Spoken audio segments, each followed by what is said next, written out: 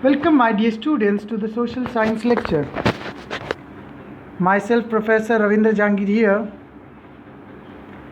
As in the previous lecture, we have studied the physiography of India.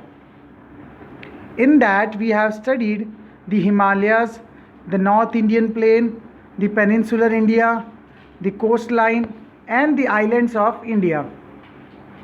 So, total there were 5 divisions of physiography of India. In the same context, there was 5 group divisions of physiography of Brazil. That is the first one: highlands, great escarpments, coastlines, coastal regions, plains, and the island groups. In such a way, the Brazilian physiography is also divided into the 5 groups. As we have seen that India is located in the northeastern hemisphere of the world. So their climatic condition is also differ, their physiographic also differ. So in the same way, Brazil is also located in the southern hemisphere, and in the southern hemisphere to the western side. So Brazil is a southwestern region, located in the southwestern region. So now we will take a brief review about the Brazil from the introduction paragraph. Brazil.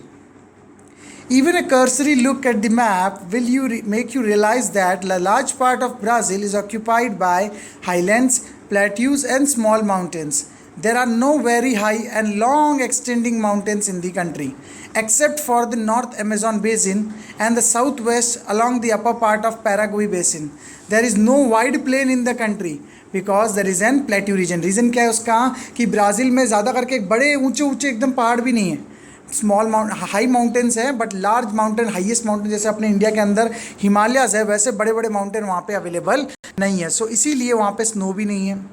ठीक है. और दूसरी चीज़, वहाँ पे क्या है, long extending जैसे example है प्लेन्स भी अवेलेबल नहीं. क्यों? क्योंकि वहाँ पे प्लेट्यू रीजन है, स्मॉल स्मॉल माउंटेन्स के छोटे छोटे प्लेट्यू वहाँ पे बने हुए हैं. ठीक है ना.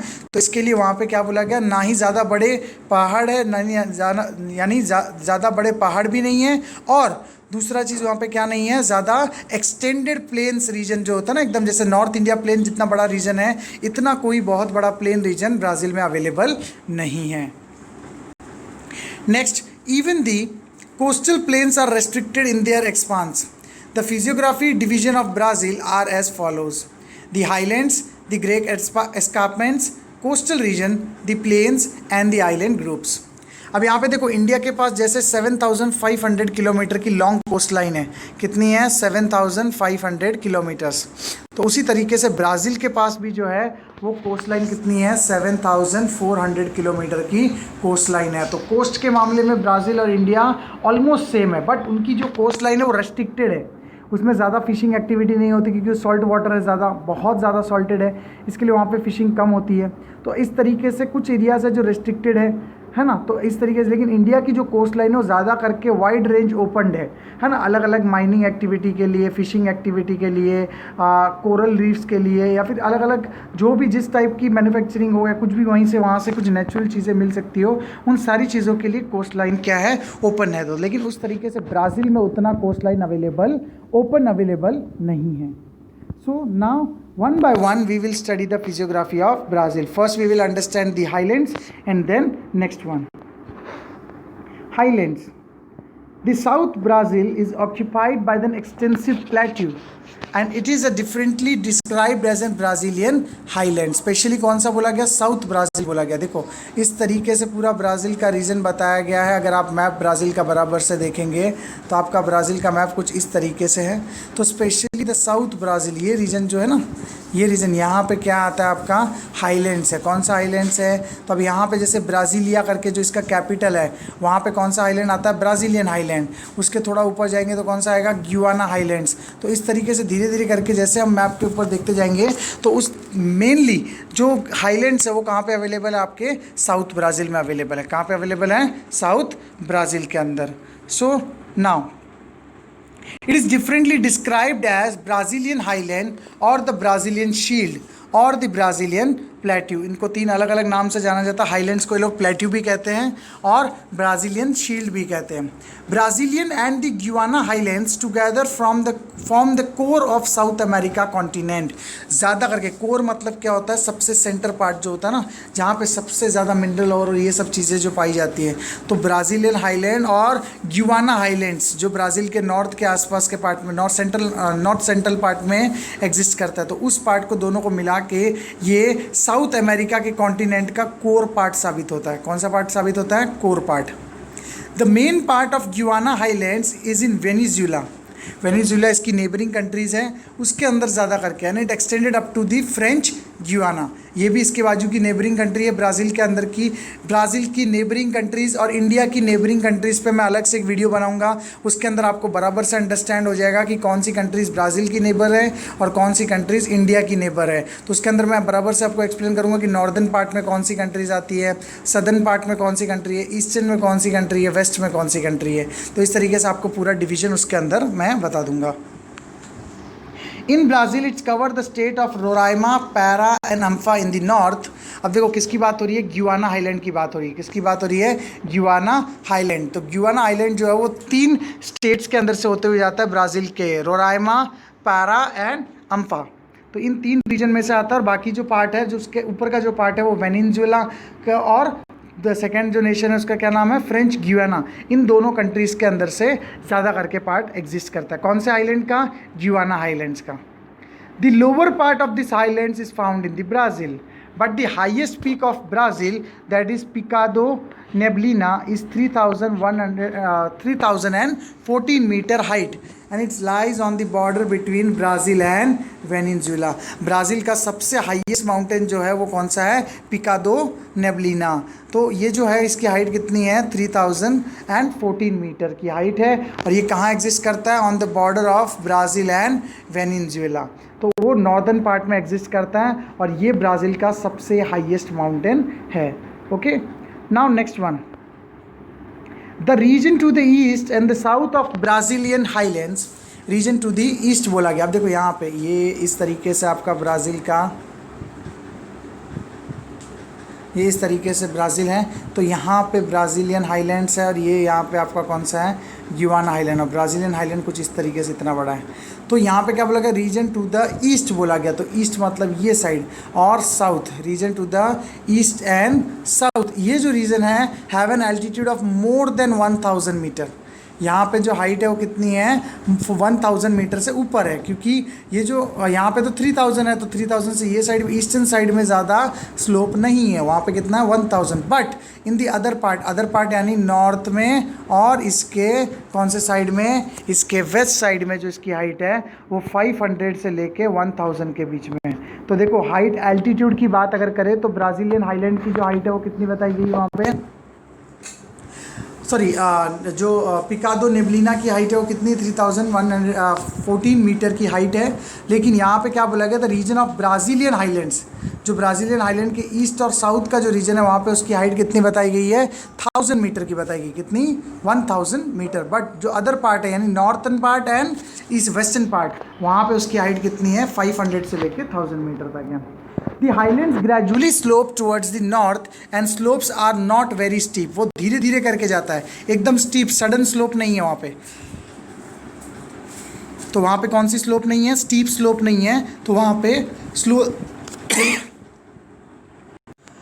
The highlands gradually slopes towards north and slopes are not very steep. जैसा कि मैंने आपको अभी बताया कि इसकी जो हाइट है और इसकी जो एल्टीट्यूड है वो ईस्टर्न पार्ट और साउथ पार्ट की तरफ ज़्यादा है, और कहाँ पे कौन से साइड में कम है इसकी हाइट और स्लोप जो है वो नॉर्थ और वेस्ट पार्ट में जो है वो ज़्यादा करके कम रहती है हाइट इसकी। और लेकिन यहाँ पे सडन स्टीप नहीं है। सडन स्टीप मतलब क्या? एकदम अचानक से गहरी खाई जैसा यहाँ पे नहीं आता, धीरे धीरे करके स्लोली स्लोपिंग वहाँ पे एक्सटेंड होती है नॉर्थ वेस्ट की तरफ।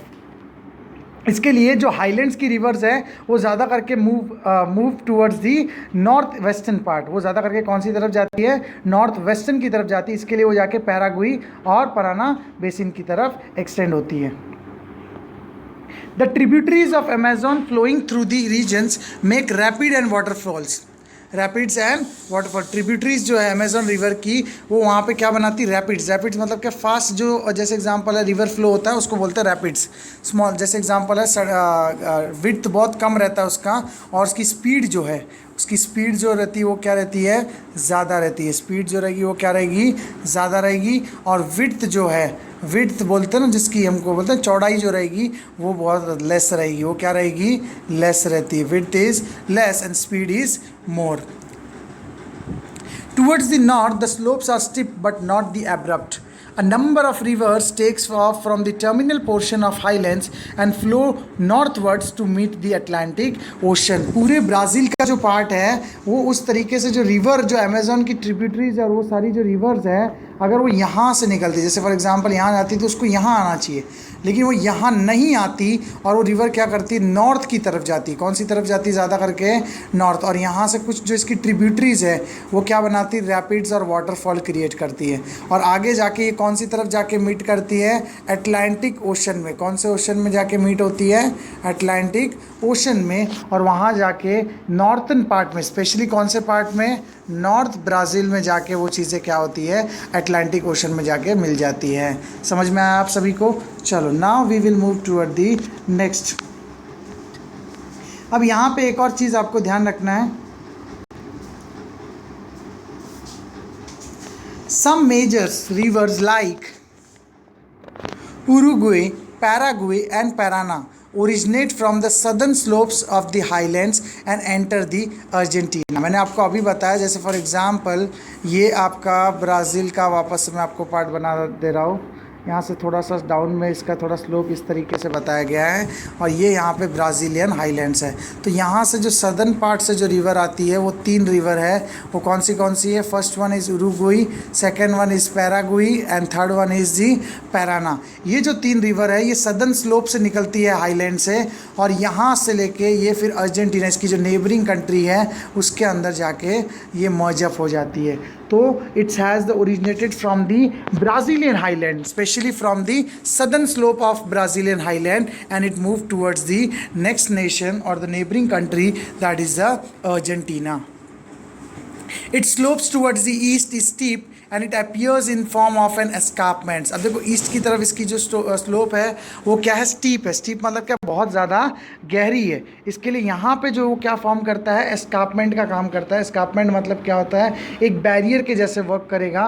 और ये एरिया जो है वो हाई लेवल पे और ज़्यादा लंबे एरिया में नहीं रहता, ये बहुत ही कम रहता है. जैसे हमारे यहाँ पे वेस्टर्न घाट है, हमारे कंट्री के अंदर क्या है, वेस्टर्न घाट, उसी तरीके से ब्राज़ील के अंदर ये एस्कार्पमेंट वर्क करता है. और it is also called as an obstacle for the Brazilian rainfall. Brazil में जो रेनफॉल होती है उसके लिए ये ऑब्स्टेकल का काम करता है. जिस तरीके से हमारे कंट्री के अंदर द ग्रेट, जैसे एग्जांपल वेस्टर्न घाट और द ईस्टर्न घाट ये वर्क करता है, ठीक है ना. तो उस तरीके से नेक्स्ट पार्ट जो है फिजियोग्राफी के ब्राज़ील का, वो कौन सा है आपका, the great escarpments. The great escarpments, though it occupy very small area, the nature of its slopes and its effects it's on the climates make it a separate physiographic region. सबसे ज़्यादा जो Brazil के climate पे जो impact करता है वो कौन सा रीजन है, एस्कार्पमेंट का रीजन है. क्योंकि इसकी height as compare to Brazilian highland is more and it creates an obstacle for the moisture laden which is coming from the North Atlantic Ocean and from the South Atlantic Ocean. It the eastern side of the highlands. देखो यहाँ पे ये आपका, वापस से मैं Brazil बनाता हूँ यहाँ पे, और ये जो ईस्टर्न पार्ट इसको छोड़ दो. उसके बाद ये जो आपका ईस्टर्न पार्ट है ना, ये ईस्टर्न पार्ट हो गया क्योंकि ब्राज़ीलियन हाईलैंड यहाँ पे एग्जिस्ट करता है. The eastern part of the highland is demarcated because of the escarpment. यहाँ पे इस तरीके से क्या आ जाता है, बीच में एस्कार्पमेंट का ऑब्स्ट्रक्शंस आ जाता है. तो यहाँ से जो मॉइस्चर आता है, चाहे वो नॉर्थ अटलांटिक ओशन हो या साउथ अटलांटिक ओशन हो, ठीक है ना, दोनों से जो मॉइस्चर आता है वो मॉइस्चर को स्टॉप कौन कर देता है, ये द ग्रेट एस्कार्पमेंट. तो इस चीज़ की ध्यान रखना. ब्राज़ील को जो मॉइस्चर मिलता है वो कहाँ से मिलता है, north eastern side and the south eastern side. In this region, the altitude of escarpment is 790 meter. In some region, the height decreases gradually. The escarpment is very steep, particularly from Sao Paulo to Porto Alegre. तो ये दो reason के बीच में इतना ज़्यादा बड़ा gap create कर देता है। तो एक मतलब जैसे एग्जांपल दो बड़ी city Sao Paulo and Porto Alegre की डिस्टेंस के जितना ये इतना ज़्यादा स्टीप रहता है। The escarpments act as a barrier to the southeast trade winds, giving a rise to the rain shadow area in the northeastern part of the highlands. Northeastern part जो है यहाँ के उसको क्या क्रिएट कर देता है, रेन शैडो रीजन में कन्वर्ट हो जाता है। And due to this the region of the north of this area is called as the drought quadrilateral. जो साउथ वेस्ट से जो स्पेशली जो ट्रेड विंड्स आती है, साउथ वेस्ट ट्रेड विंड्स या नॉर्थ ईस्ट ट्रेड विंड्स, जो north east trade winds होती है उस दोनों को क्या कर देता है, ये ऑब्स्टेकल का काम कर देता है। और जिसके कारण इसका जो नॉर्दर्न रीजन रहता है वो ज़्यादा करके रेन शैडो रीजन हो जाता है। वो कौन सा रीजन रह जाता है, rain shadow reason.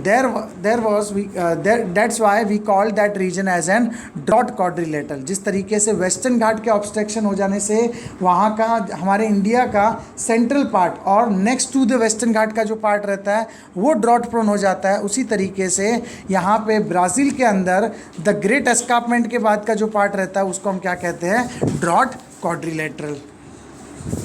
So hope my dear students you understood the two part of the physiography of Brazil, that is one was the highlands and second one was the escarpments. Now my dear students, in the next lecture we are going to study the coast, the plains and the islands, and by that we will going to complete the first half part of our chapter, that is the physiography of India and Brazil.